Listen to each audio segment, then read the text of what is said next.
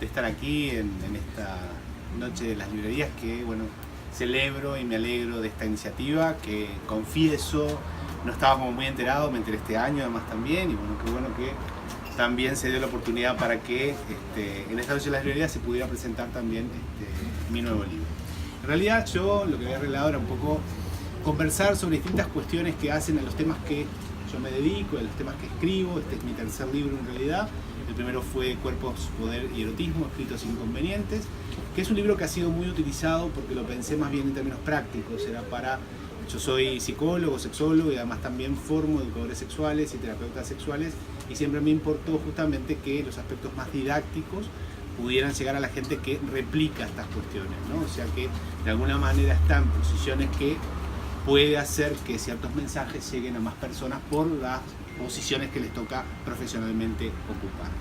El segundo libro fue ya más, que de hecho empecé y de hecho sigo con este otro libro, me estoy dando cuenta ahora en realidad, más como en la línea de dejar, si ustedes quieren, sin descalificar las funciones docentes, pero lo voy a decir en términos del maestro Ciruela, en el sentido de estar como un puntilloso respecto a las cosas que me preocupa que pedagógicamente se produzcan, sino que en el segundo libro, que fue, y es A lo macho, sexo, deseo y masculinidad, me dediqué más a la parte clínica, ¿no? Yo tengo 22 años de trabajo en psicoterapia y terapia sexual, y he trabajado obviamente mucho con hombres en lo que hace al tema de disfunciones sexuales, básicamente dificultades con la erección y dificultades con la eyaculación.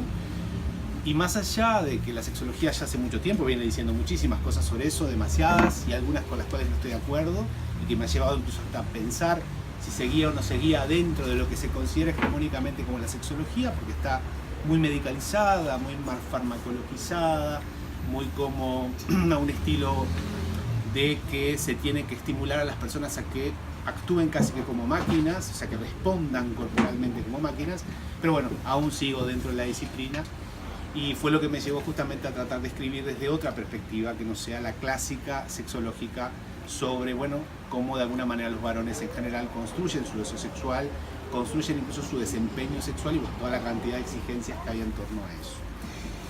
Y después este tercer libro, que en realidad fue también por mucha insistencia de la editorial, me venían hace 4 años que también no escribía nada, y bueno, me venían insistiendo, y yo tenía muchas ganas, por supuesto, ¿no? de escribir, y de hecho ya tenía muchas cuestiones escritas al respecto, que de alguna manera tenían, si ustedes quieren, que materializarse en algo, y bueno, qué mejor que si se materializan en un libro.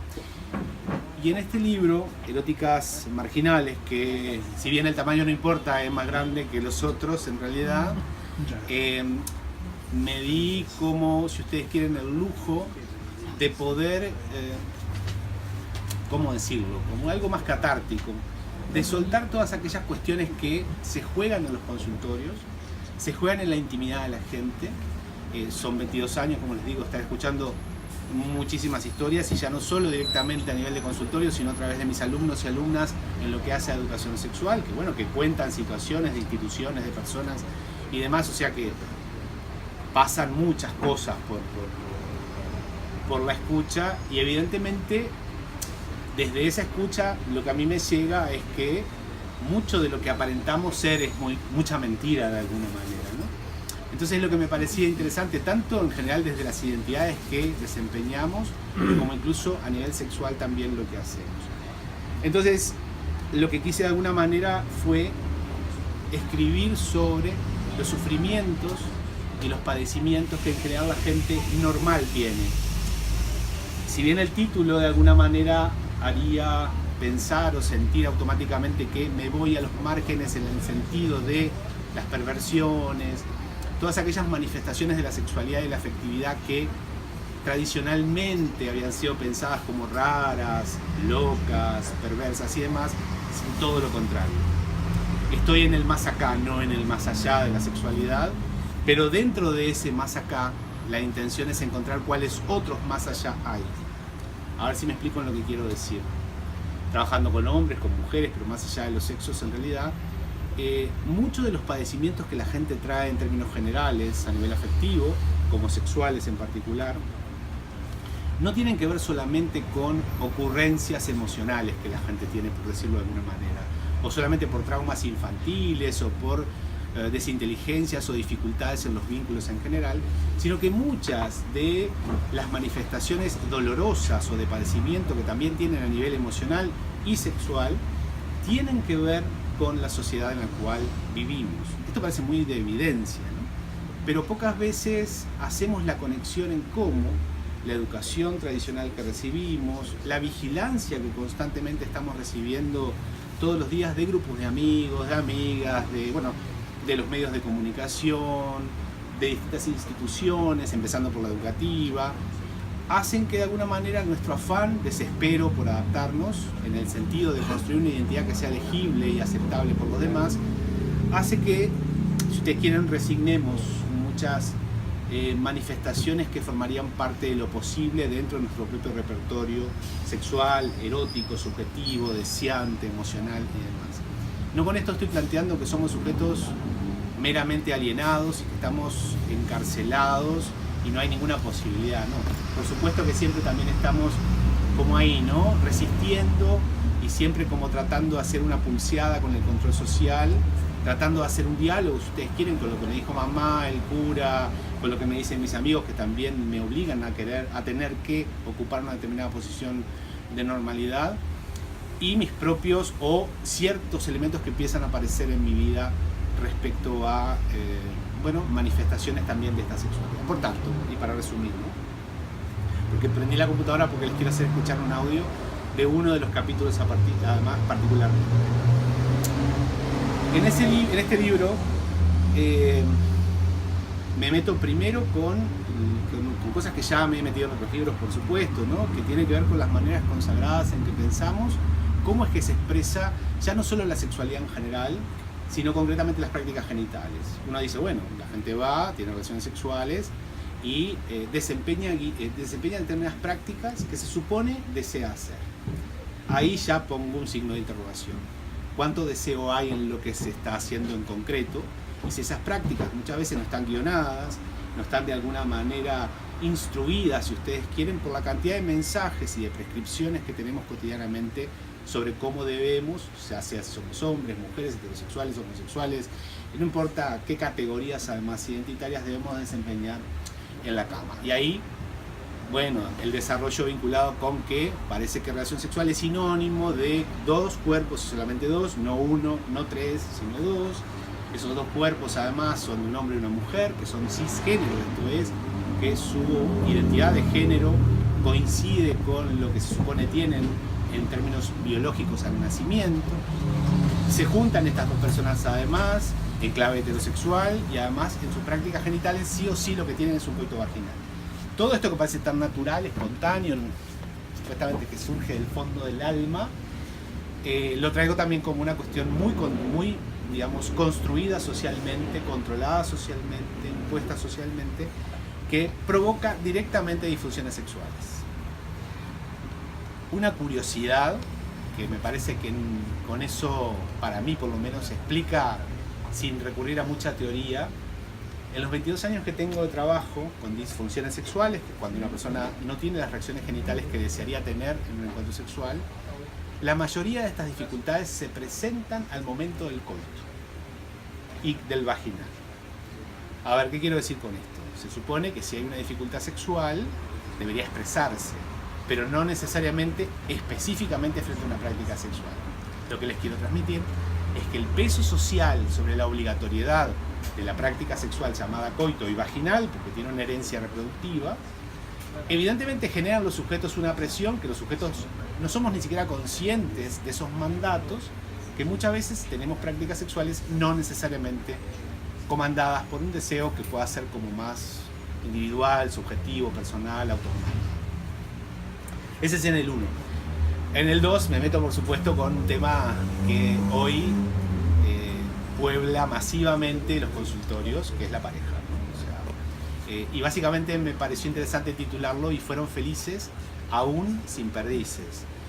¿Por qué? Porque los cuentos infantiles han troquelado mucho las ideas románticas. El amor romántico ha sido un gran, digamos, marcador de nuestros vínculos. Nos ha destrozado, creo yo, la vida, porque el amor, esa entelequia que no sabemos bien qué significa, se supone que debe estar presente en nuestras vidas, pero no sabemos bien cómo definirla. estamos todo el tiempo pensando que el amor es una especie de sensación que tiene que estar ahí presente en términos como de exaltación por las ganas de estar con el otro, y vigilantes de que si eso no está, supuestamente es la prueba de que ya no debería estar más con esta persona, ¿no? El amor romántico ha sido, como dice Kate Millett, una famosa feminista norteamericana, el opio de las mujeres a través de las telenovelas, las películas y demás. Ha generado que principalmente las mujeres en clave heterosexual estén como mucho más apegadas a estas cuestiones románticas y bueno, han aceptado entre comillas, hasta situaciones de violencia con tal de no perder este proyecto amoroso que culturalmente se les ha vendido. Eso en el 2. En el 3 me meto con los varones y sus dificultades peneanas, pero ya desde el lugar, si ustedes quieren, más existencial. El capítulo lo que intenta es como que si nos sentáramos con el tipo y en una mano a mano, digámoslo así, tomando un café, se le dijera, che flaco, a ver. Es como, de hecho se llama, y hago como irónicamente, ¿no? La importancia de no ser impotente, ¿no? La palabra impotente es una palabra que yo no uso, es una palabra también que me distancia un poco de la sexología. Me parece que simbólicamente lo que genera más bien es un aplastamiento en la subjetividad de los sujetos, no abarcativa además, porque simplemente lo que le está pasando es que no tiene una erección, no es que sea impotente. Y de alguna manera, por la educación que los varones seguimos recibiendo, ese momento donde no lográs ser la máquina poderosa que te dijeron desde niño que debía ser, confronta a este varón con su cuerpo, confronta a este varón con su propia fragilidad, con su propia, no debilidad, sino vulnerabilidad, y como no fuimos educados para eso, no sabemos qué hacer. Entonces no se sabe bien a dónde volcar la angustia, y las más de las veces, bueno, se vuelca en estos espacios. Bendita erección cuando falla, porque es lo que le permite a estos varones clásicos que jamás irían a un consultorio psicológico, ahí terminan. ¿Se entiende? Mi experiencia de 22 años básicamente tiene que ver en gran medida con este tipo de varones que jamás en sus vidas irían a un psicólogo, pero terminan siendo regañadientes al principio, pues se dan cuenta que es importante gracias a que no lograron una erección. Y después, bueno, hay otro capítulo también que tiene que ver con varones, pero que habla más bien de los movimientos migratorios que hay a nivel del deseo, que podría hablarlo también en mujeres, pero elegí varones, por el peso de la homofobia que hay en la construcción de la masculinidad tradicional, que dice que un varón por definición es heterosexual, ¿no? Y está vigilante todo el tiempo de sí mismo y de los demás, de que nadie se corra de esa posición. Los chistes entre amigos constantemente, digamos, apuntan a que sus afiliados al equipo, digamos al club de Toby, nadie sea un traidor y nadie sea puto, digamos así. Entonces, esta cuestión de tanta vigilancia y observancia sobre el deseo sexual, lo que provoca es que los vínculos eróticos, muchos vínculos eróticos entre varones, se den además en la clandestinidad. Hay muchos hombres además que, y con justa medida, no se consideran homosexuales. Uruguay tiene, por lo menos con el nombre, históricamente, y esto si lo agarramos un abuelo va a reconocer esa figura folclórica, que es la figura del bufarrón. Era una figura de un hombre heterosexual que tenía coito anal con otros hombres, pero no consideraba que él fuera homosexual ni que su práctica incluso fuera homosexual. Lo que traigo con esto es que en realidad la homosexualidad como título y la heterosexualidad como título de identidad son formas también de control social para que cada quien sepa a dónde tiene que ir con los suyos de alguna manera, ¿no? Y que en realidad el erotismo y el deseo es mucho más lábil, mucho más movible, mucho más plástico, polivalente o ambivalente de lo que realmente queremos pensar. Claro, asusta un poco plantearlo de esta manera porque, bueno, eso generaría como un descontrol de alguna manera social, por lo menos para las instituciones que les conviene que todas las personas creamos que pertenecemos a determinadas categorías deseantes de género, sexuales y demás. Ese es con el de varones, estoy restringiendo los otros para lo que quiero mostrarles ahora. Otro gran capítulo, y ya termino con esto, no tengo ni idea de la hora que es. Ay, estoy por terminar, sí, ya termino con el audio. Otro gran capítulo que me parece súper interesante es el cuestionamiento de la sociedad de consumo. Una sociedad de consumo además que nos incita todo el tiempo al tema de la felicidad. Si yo les preguntaría ahora, y mucha gente piensa que nuestra época actual es de libertad sexual, que todos y todas estamos felices de habernos liberado de la represión tradicional y que hoy podemos hacer lo que queremos. Yo creo, no todo lo contrario, pero no creo eso. No soy tan optimista de pensar que tenemos mayor libertad sexual. Creo que la sociedad de consumo lo que ha hecho es ha empaquetado, digamos, programas de felicidad y sexual incluso, que uno va y compra en un supermercado, lo tiene como prehecho, como una hamburguesa de McDonald's, y de alguna manera pretende adquirirlo ya hecho y que funcione en su propia vida, sin hacer nada como para generarlo más artesanalmente, por decirlo de alguna forma, ¿no? Esto lo que provoca es una gran frustración, por supuesto, más plata para los psicólogos, porque la gente evidentemente se frustra y va a los consultorios, pero bueno, no, de eso no vamos a hablar hoy. Y nada. Y dentro de esto, esta felicidad y estas eróticas, un gran tema que vengo desarrollando muchísimo y que ya lo integro en el libro, es toda la situación, que bueno, no me da el tiempo para poder explayarme, vinculada a los animales no humanos, que parece un tema fuera de las eróticas, y en realidad tiene mucho que ver con las eróticas, pero ya no con lo sexual, sino con cuáles son aquellos cuerpos que valen finalmente dentro de los cuerpos vivos y autónomos que existen y habitan el planeta. De alguna manera la diferencia, esto lo hago cortito, humano-animal, que tenemos como meramente descriptiva, en realidad es una diferencia también simbólica, que lo que hace es coloca a la humanidad como supuestamente en esa diferencia, como aquellos seres con vida autónoma más importantes que el resto de aquellos seres que no son de esa especie. Podríamos decir, bueno, me banco que considera al perro, a la vaca, al cangrejo, a la cucaracha, seres no tan importantes como yo. Pero la diferencia humano-animal ha comprobado históricamente que no solo se aplica a los animales no humanos, sino que también se aplica entre humanos. El holocausto judío, el tratamiento de los negros, la situación propia de las mujeres tradicionales, todas estas personas y mucha gente gay, trans, género y demás, han sido tratados y son vistos como animales en términos de que son animalizados. Entonces, me parecía muy importante traer la dicotomía animal-humano como para desterrarla, romperla, quitarle su, digamos, manifestación simbólica y nada, poderla cuestionar en ese sentido. Por eso que también hablo de racismo en ese mismo capítulo del 7 y hablo también de la vejez, un tema que está, si hay violencia de género, si hay violencia hacia las infancias, si hay violencia a nivel sexual, la violencia hacia la vejez no tiene ni siquiera todavía nombre. El nombre lo tiene, pero no tiene la magnitud todavía que, ni que hablar con lo sexual, ni que hablar, ¿no? En muchas otras dimensiones. ¿Me puedo tomar 3 minutitos para el audio que quería mostrarles? Porque el capítulo 4 y el capítulo 5, y ya con eso las dejo ir para que venga otra persona, tiene que ver con las mujeres, ¿verdad? Originalmente este libro lo iba a pensar para trabajar sobre sexualidad de mujeres. Pero bueno, se me fue dando hacia otros terrenos, pero los capítulos 4 y 5 tienen ese germen de alguna manera con el original del libro. Y el capítulo 4 se llama concretamente Por el agujero de la feminidad Alicia, ¿verdad? Quiero ahí juego con el cuento Alicia en el País de las Maravillas, jugando con esta metáfora de que Alicia está aburrida, cansada, oprimida, deprimida de los mandatos que en ese momento tiene de género por su feminidad. Alicia se va porque se quiere ir, necesariamente tiene que huir. Como muchas mujeres actualmente huyen de distintas maneras, incluso sin darse cuenta de ellas, una de las maneras que las mujeres de nuestro país incluso tienen mucho de huir ante la violencia de género, que es invisible, son los psicofármacos. Las mujeres consumen mucho más psicofármacos que los hombres, principalmente ansiolíticos, y esto en gran medida tiene que ver con un padecimiento de las mujeres que sigue siendo invisible porque no se codifica necesariamente como la violencia tradicional que conocemos. Son otro tipo de padeceres que sí aparecen en los consultorios y que esa suerte de las pacientes, si les toca un terapeuta con formación en género o no, porque eso yo creo que sí hace mucho a la diferencia.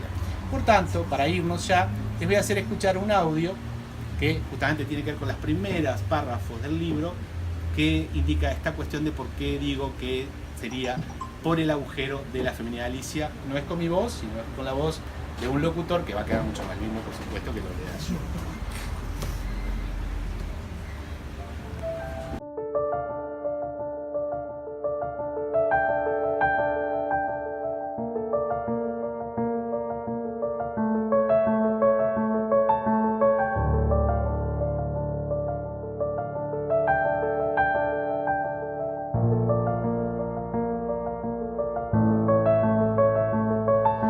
Por el agujero de la feminidad de Alicia. Por el agujero de la feminidad de Alicia. Por el agujero de la feminidad de Alicia. En el cuento clásico Alicia en el País de las Maravillas, de Lewis Carroll, recreado en largometraje por Walt Disney en 1951 y por Tim Burton en 2010, encontramos a una niña que, aburrida de las actividades cotidianas impuestas por su condición, huye de ellas asistida por la curiosidad que le despierta un conejo atormentado por los apremios del tiempo.